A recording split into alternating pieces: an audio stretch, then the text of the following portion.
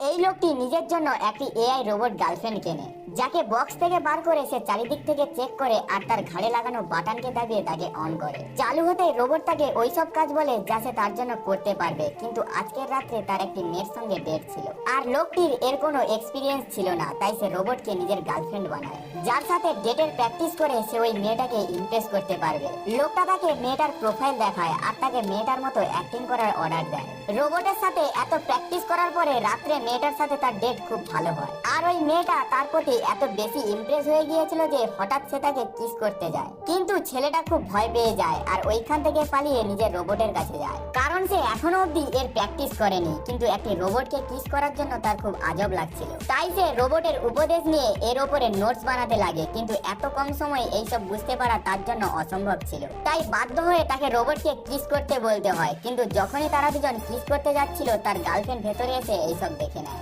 এবং সে কিছু বোঝাতে পারার আগেই মহিলা এই বোকা ছেলেটার সঙ্গে ব্রেকআপ করে নেয়।